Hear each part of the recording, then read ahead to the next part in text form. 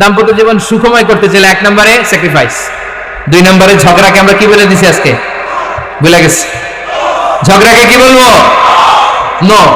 3 নম্বর দাম্পত্য জীবন সুখময় করতে চাইলে দাম্পত্য জীবনের কোনো গোপন কথা কারোর সাথে শেয়ার করা যাবে না, এটা কবিরা গুনাহ, এটাকে হারাম বলে ঘোষণা দিয়েছে কে? এটাকে বিষ্ণু বলেছেন আযমুল আমানা। স্বামী স্ত্রীর মধ্যে যে অন্তরঙ্গ মুহূর্ত কাটে, এই মুহূর্তগুলোর কথা কারোর সাথে শেয়ার করা যাবে? নীলফামারীর যুবক ভাইরা চিল্লায় বলে এগুলো শেয়ার করা যাবে? বিষ্ণু বললেন খবরদার, এটা আযমুল আমানা। স্বামীর সবকিছু স্ত্রীর কাছে আমানত, স্ত্রীর সবকিছু স্বামীর কাছে আমানত। আবার বিষ্ণু বলেছেন যারা স্বামী স্ত্রীর গোপন দাম্পত্য জীবনের কথা অন্যের কাছে শেয়ার করে দেয় তারা হলো আশারুন নাস, পৃথিবীর মধ্যে সবচাইতে নিকৃষ্ট মানুষ। এরা নিকৃষ্ট, এদের চাইতে নিকৃষ্ট কেউ হতে পারে না। উলাইকা কাল আনআম বাল হুম আদাল। এরা পশুর চাইতে নিকৃষ্ট, যারা স্বামী স্ত্রীর প্রাইভেট কথা, পার্সোনাল কথা মানুষের কাছে বলে বেড়ায়। আর সিবাহু হারাম, এই গোপনীয় সব কথাগুলোকে অন্যের কাছে প্রকাশ করা হারাম করেছে কে? চিল্লায় বলতে হবে কে? তাহলে খবরদার, নিজেদের দাম্পত্য জীবনের কোনো কিছু অন্যের সাথে শেয়ার করবেন না। আমাদের বোনরা অনেক সময় একসাথে বসলে পেটের কথা, পিঠের কথা সব বলে ফেলায়, আছে না নাই? না বোনেরা, সব শেয়ার করলেও আপনাদের দাম্পত্য জীবনের কোনো কথা কখনো কারোর সাথে শেয়ার করতে পারবে না। 4 নম্বর ফর্মুলা হচ্ছে অহেতুক সন্দেহ পরিহার করতে হবে। অনেক স্ত্রী আছে স্বামীরে খালি সন্দেহ করে, আছে না নাই? নীলফামারীতে এই সমস্যা নাই, আছে? এই যে ভুক্তভোগী পাওয়া গেছে, আছে না নাই? আছে, খালি সন্দেহ করে। এই তুমি ওদিকে তাকাইলে কেন, ওই বেটির দিকে তাকাইলে কেন, এই তোমার মোবাইল দাও, কারে ফোন দিলা দেখি, এই ফেসবুকে পাসওয়ার্ড দাও দেখি কি করছে, দেখি মেসেঞ্জারে কার সাথে চ্যাটিং করছে, আছে না নাই? এই যে অহেতুক সন্দেহ আপনার ফ্যামিলিটারে জাহান্নামের টুকরা বানায় দিবে। আবার অনেক স্বামী আছে স্ত্রীকে খালি সন্দেহ করে, এদিকে তাকালে সন্দেহ করে, ওদিকে তাকালে সন্দেহ করে, বাসায় থাকলেও সন্দেহ, বাইরে গেলেও সন্দেহ, এরকম আছে না নাই? না, অহেতুক সন্দেহ এটা পরিহার করবেন। এই সন্দেহ খুব খারাপ জিনিস। আমি ব্যক্তিগতভাবে অনেক কেস এরকম হ্যান্ডেল করেছি। এসে বলে হুজুর খালি সন্দেহ করে, এটা একটা রোগ, এটা কি আপনার ফ্যামিলিটারে শেষ করে দেবে। এই জন্য অহেতুক সন্দেহ পরিহার করবেন। হ্যাঁ, সত্যি যদি পরকীয়ার কোনো ঘটনা ঘটে থাকে ওটা নিয়ে বসেন, ফেস টু ফেস কথা বলেন, ফ্যামিলি মিটিং করেন, সরাসরি সেটেল করার চেষ্টা করেন। কিন্তু অহেতুক সন্দেহ একটা রোগ, এই রোগ থেকে আল্লাহ তুমি দাম্পত্য জীবনকে বাঁচাও, আমরা আওয়াজ করে পড়বো আমিন। 5 নাম্বার, স্বামী স্ত্রী একে অপরকে আল্লাহর বিধান স্মরণ করায় দিবে। স্বামী যদি ফজরের সময় ঘুমায় থাকে স্ত্রী ডেকে দেওয়ার দরকার আছে না নাই? আবার স্ত্রী যদি ঘুমায় থাকে স্বামীর ডেকে দেওয়ার দরকার আছে না নাই? তোর স্বামী যাবে জান্নাতে, তার স্ত্রী যাবে জাহান্নামে, আবার স্ত্রী হবে জান্নাতি, স্বামী যাবে জাহান্নামে, এরকম আমরা চাই নাকি? আমরা যখন জান্নাতে যাব আমার স্ত্রীর হাত ধরে একসাথে জান্নাতে ঢুকতে চাই, ঠিক কিনা?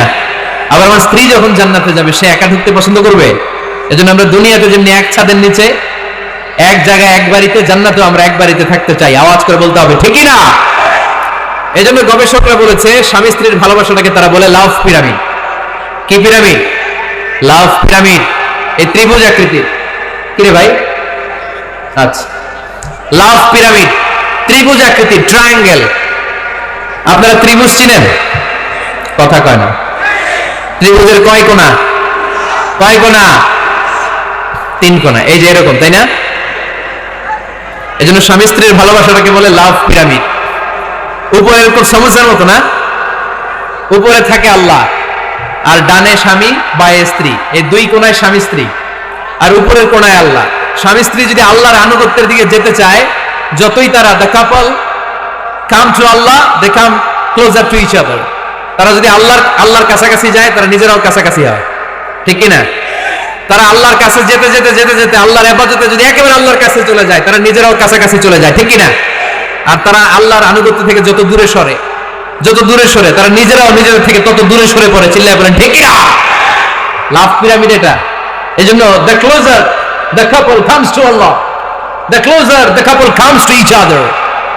কাপল স্বামী স্ত্রী আল্লাহর ভালোবাসা নিজের মধ্যে যত গাঢ় করবে, আল্লাহর আনুগত্য যত বেশি করবে, আল্লাহর ইবাদত যত করবে, নিজেরাও তত কাছাকাছি আসবে। আর আল্লাহরে যত বলবে নিজেদের মধ্যে বড় বড় ফারাক করে দিবে কে? তাহলে এই 5টা বিষয় স্বামী স্ত্রীর উভয়ের উপর বর্তায়। এগুলো মেনে চললে দাম্পত্য জীবনকে সুখময় করে দিবে কে?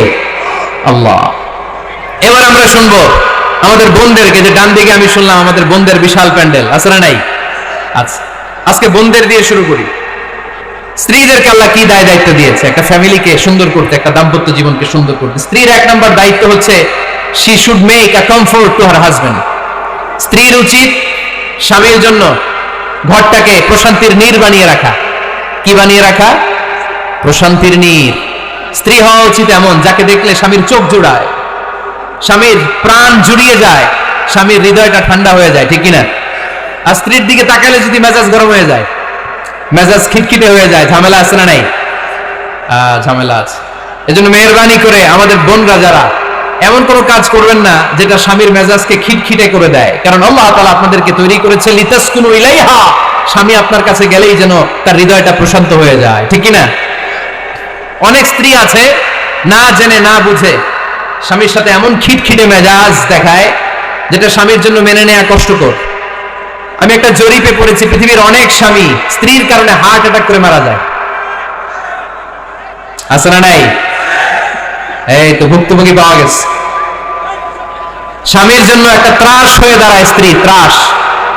অনেক স্বামী আছে স্ত্রীর এরকম আচরণের কারণে, অতিরিক্ত প্রেসার ক্রিয়েট করার কারণে স্ত্রীদেরকে ভয় পায়। অবশ্য নীলফামারীর কোন স্বামী তার স্ত্রীরে ভয় পায় না। ভয় পায়? স্ত্রীরে ভয় পান কে কে দেখি?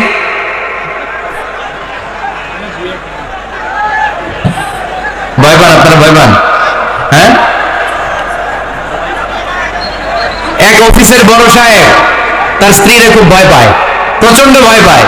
তো সে মনে মনে ভাবলো, দেখি আমার অফিসের যারা স্টাফ আছে, ম্যানেজাররা আছে, এরা কতটুকু ভয় পায়, এরা ভয় পায় কিনা। তো একদিন সকালবেলা অফিসের সব স্টাফ গুলোর একসাথে দাঁড় করায় বলতেছে, এই আপনারা যারা যারা আপনাদের স্ত্রীদেরকে ভয় পান তারা ডান দিকে যান, আর যারা স্ত্রীকে ভয় পান না এরা বাম দিকে যান। অফিসের সব কর্মচারী ডান দিকে চলে গেছে, সবাই ভয় পায়, একজন শুধু বাম দিকে। বাম দিকে কয়জন? ভয় পায় না। আর যারা ভয় পায় এরা ডান দিকে, ডান দিকে সবাই। তো বড় সাহেব ভাবছে, আলহামদুলিল্লাহ আমার অফিসে একজন হইলেও বীর পুরুষ আছে। তো বীর পুরুষের কাছে যে বলে, ঘটনা কি, আপনি মোটেও ভয় পান না?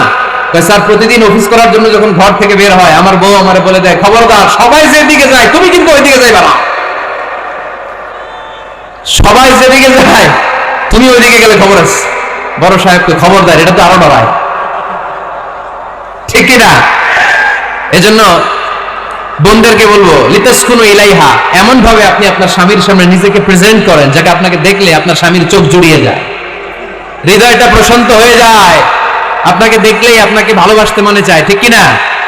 এজন্য রব্বুল আলামিন বলেন, আমি নারীদেরকে তৈরি করেছি লিতাসকুনু ইলাইহা, যেন পুরুষেরা স্ত্রীদের সংস্পর্শ যখন পায় পুরুষদের হৃদয়টারে প্রশান্ত করে দেয় কে?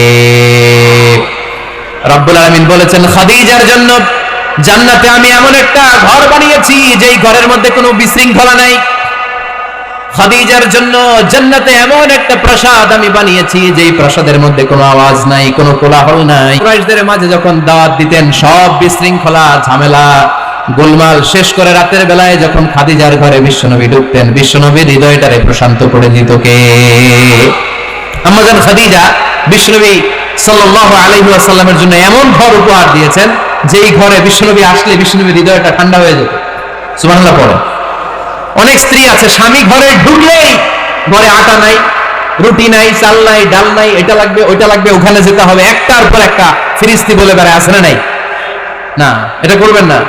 আপনার কি লাগবে এই সব দায়িত্ব আল্লাহ তাআলা স্বামীকে দিয়েছে, স্বামীকে জানাবেন, তবে ধীরে সুস্থে, ধীরে সুস্থে স্বামীর জন্য ঘরটাকে এমন করে রাখতে হবে যেন ঘরে ঢুকলেই স্বামীর হৃদয়টারে প্রশান্ত করে দেয় কে? এজন্য স্ত্রীর প্রথম দায়িত্ব ঘরটারে প্রশান্তির নীড় বানানো। এখানে কি আবার কি